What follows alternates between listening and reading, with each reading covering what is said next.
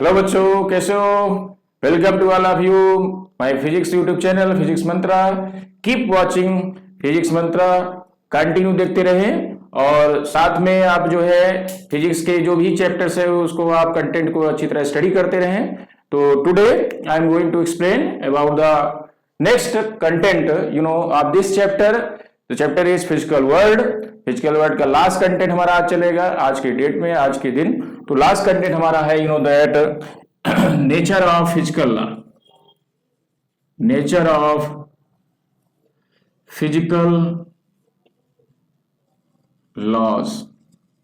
Okay, nature of physical laws, that is the last content of the physical world. It means this topic is based totally on the laws, and you know that in physics there are so many types of laws. In class 9 you have to study about the Newton's laws of motion, and you know that in class 10th I think that you have to study the Snell's laws. You know that you have to study about the in class 9th laws of gravitation, and there are so many types of laws, Boyle's law, Chaucer's laws, which is related to the physics. There are so many different types of laws involved in physics. It means without laws you can't imagine the physics. बिना law के हम physics को सोच भी नहीं सकते हैं कि फिजिक्स में लॉज है या नहीं है, क्योंकि लॉज के बगैर जो है फिजिक्स में जो भी टेक्नोलॉजी अपनाई जाएगी, जो भी टेक्नोलॉजी फिजिक्स के थ्रू जो है यहाँ पे डिस्कवरीज में यूज किए जाते हैं, वहां लॉज का एक इंपॉर्टेंट रोल होता है। और यू नो दैट लॉज के बगैर हम किसी भी इट मीन्स साइंस के सब्जेक्ट की अगर हम बात करें तो फिजिक्स में स्पेशली हम जो है एक्सप्लेन नहीं कर सकते हैं, ना उसके जो है एक्सपेरिमेंटल वेरिफिकेशन को बता सकते हैं, ना प्रोसीजर को हम कंसीडर कर सकते हैं। ओके, तो लॉज जो है that is the most important part. It means the last part is the most important, that is the nature of the physical law, that is the content, the last content of this chapter. तो you know that जैसे हमने बात किया कि laws में 9th में आपने पढ़ा था Newton's laws of motion, Newton's laws of motion. Okay, तो you know that Newton's laws of motion, and you have to study about the Newton's law of gravitation, Newton law of gravitation, law of gravitation. Okay, and you have to study about that class 10th Snell's law, Snell's law. Okay, there are so many types of laws. Boyle's law, Boyle's law, Charles law, Charles law. Okay, so you can see that there is so many types of laws involved in this in physics, and by these laws you can explain a new such type of concept in physics. और ये laws आप देख सकते हो, ये daily nature में, यानी कि जो डेली जो हमारे नेचर में जो भी जनरली जो हैपनिंग हो रही है, ये सारे लॉज उससे रिलेटेड है। अगर न्यूटन लॉज ऑफ मोशन की बात करें तो न्यूटन का जो नाम है वो एक प्रकार से कह सकते हैं कि फिजिक्स के ये फाउंडेशन, लॉज को प्रोवाइड करने के एक फाउंडेशन के रूप में जाने जाते हैं। और without that laws of Newton, it means Newton के लॉज के बगैर हम फिजिक्स को भी सोच नहीं सकते हैं। You know that is the godfather of physics. In the combined form are also the Einstein, Newton है, Einstein is the godfather of physics.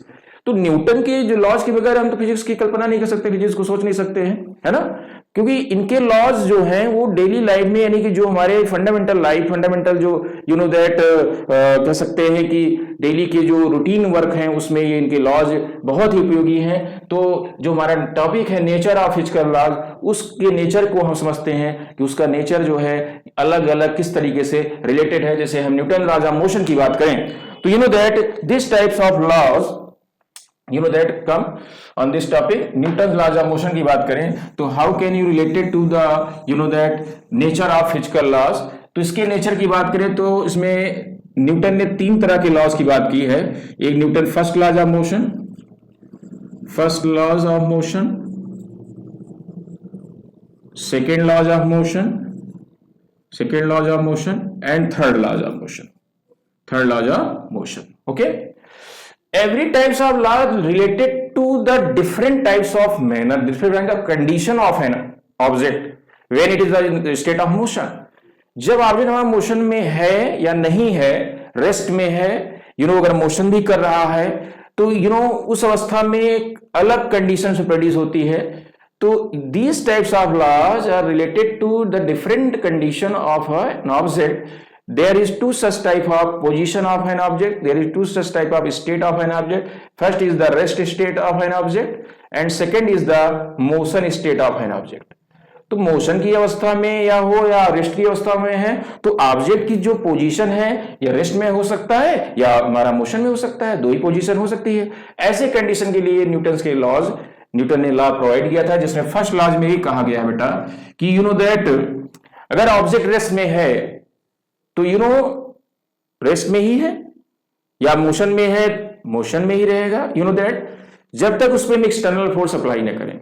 Okay. If an object in the state of rest और motion then it will be continuous in the state of rest or motion unless an external force applied on it. Okay. भाई अगर object हमारा rest में है तो ये rest में तब तक रहेगा जब तक हम इस पर कोई एक्सटर्नल फोर्स अप्लाई न करें. ठीक है. चाहे एक्सटर्नल फोर्स एक्सटर्नल बॉडी के द्वारा लगाया गया हो या एयर मॉलिक्यूल के द्वारा इस पर प्रेशर एग्जर्ट किया गया हो, उसके द्वारा प्रेशर फोर्स लगाया गया हो, या ऑब्जेक्ट अगर मोशन कर रहा है, मोशन की अवस्था में भी है, अगर वो इनिशियल वेलोसिटी से मोशन कर रहा है तब उस अवस्था में भी ये रेस्ट में नहीं आ सकता है जब तक हम इस पर एक्सटर्नल फोर्स प्रोवाइड न करें. मोशन कर रहा है तो मोशन करता रहेगा. अपोजिट डायरेक्शन में अगर एक्सटर्नल फोर्स अप्लाई करते हैं इसके मोशन पे तो ये object then just comes in the state of rest में आ सकता है. तो that is the first law of motion. If an object in the state of rest और motion then it will be continuous in the state of rest or motion unless an external force provide on it. जब तक उस पर external force न लगाएं. अगर force लगा देंगे तो जो रेस्ट में है वो मोशन में आ सकता है और जो मोशन में है बेटा रेस्ट में हो सकता है. ठीक है. तो ये बहुत इंपॉर्टेंट लॉ जो फर्स्ट लॉ ऑफ मोशन है that is the most important law और which is related to directly indirectly both laws second and third also. And that is a first laws which is also related to the second and third laws. By second laws you can find the first and third laws also. Second laws भी ये first और third law से related है. तो second laws क्या था? That second laws Newton का क्या बताया गया है? That second law में बताया गया है कि object suppose that in the state of motion by the initial velocity u, after acting the force its velocity becomes change. इसकी वेलोसिटी चेंज होती है और ये दैट फाइनली ये जो है इसकी वेलोसिटी बढ़ करके फाइनल वेलोसिटी से मोशन ट्रेवल करेगा यानी v वेलोसिटी से ट्रेवल करेगा. तो ऐसी कंडीशन में वेलोसिटी चेंज होगी, एक्सेलरेशन प्रोड्यूस होगा और यहां पर जो हमारा एक्सटर्नल फोर्स होगा वो क्या होगा? Directly proportional to the rate of change of momentum यानी del p by delta t. Okay. Rate of change of momentum. External force is directly proportional to the rate of change of momentum. It means force को apply करने की अवस्था में it means momentum में भी परिवर्तन होता है, चेंजिंग आती है with respect to time. That velocity बदलेगी, velocity चेंज होगी तो momentum भी आपका क्या होगा? चेंज होगा. यानी आप ये कह सकते हो कि फोर्स लगने के बाद, फोर्स की अवस्था में फोर्स बढ़ाने जाने के बाद मोमेंटम में भी उतनी ही इंक्रीज होने की अवस्था पाई जाएगी. यानी कि if the more force acting on an object then the momentum will be more, the change of momentum will be more. Less force is acting on an object, the change of momentum will be less. So you can say that is the second law of motion. And the third law of motion is students इसको आप क्यों समझें, इसको understand, इसको आप समझने का प्रयास करें. That is the last content in this chapter. तो ये उस लॉज के बारे में यानी जो हमारा फिजिकल लॉज है उसके बारे में एक्सप्लेनेशन है. तो लॉज तो फिजिक्स में बहुत सारे, फिजिकल लॉज मतलब ये हो फिजिक्स में जो भी लॉज हमारे पाए गए जो हमारे नेचर में पाए जा रहे हैं, जो नेचर से रिलेटेड लॉज हैं वो जो है अभी तक जो आपने पढ़ा है उस लॉज की बात हो रही है. तो थर्ड लॉज न्यूटन का थर्ड लॉ इसे भी क्या है? That is the third law which is used in the propulsion of the rocket. Rocket के जब रॉकेट को रिलीज करते हैं तो उसमें थर्ड लॉज का यूज करते हैं. That it mean both laws, third laws is also related this type of activities, the propulsion of the rocket, rocket की रिलीज होने की अवस्था में।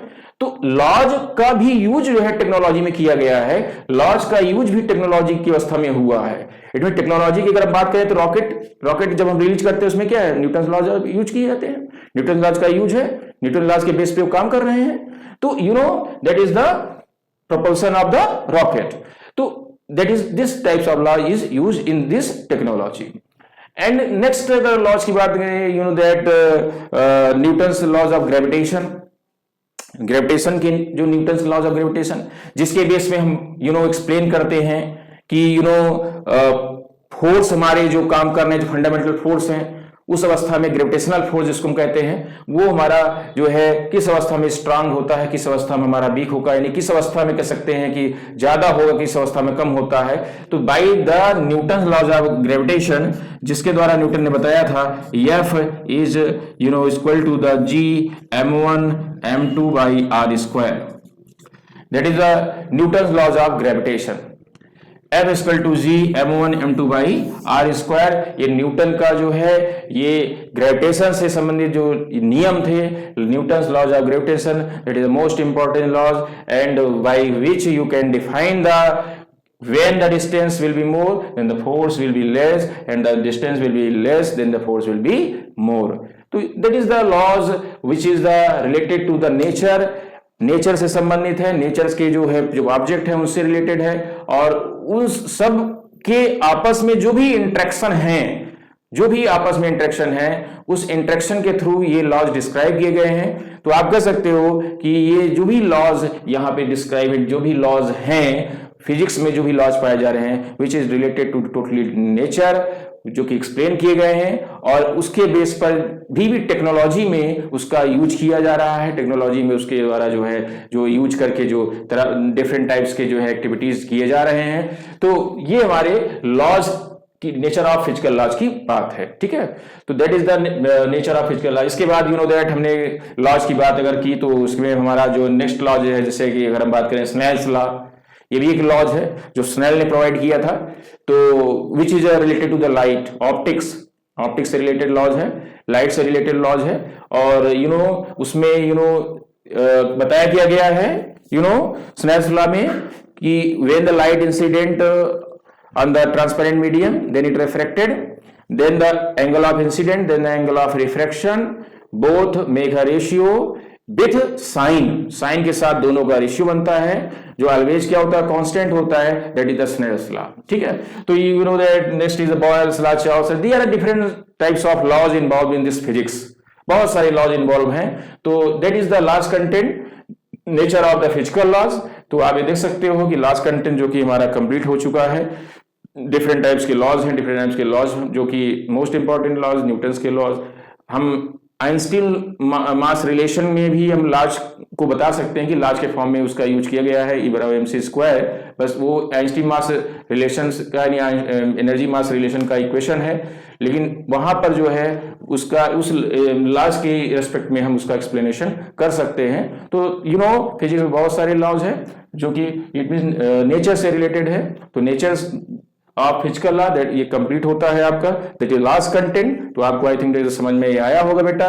तो चैप्टर हमारा कंप्लीट है physical world. I think that ये सारे जो कंटेंट आपको समझ में अच्छी तरह आए होंगे। तो इसको आप अच्छी तरह से समझें, इसके नोट्स बनाएं, इसको जो है वीडियो को अच्छी तरह समझें बेटा, देखें और continue keep watching the channel physics Mantra. Thank you all of you.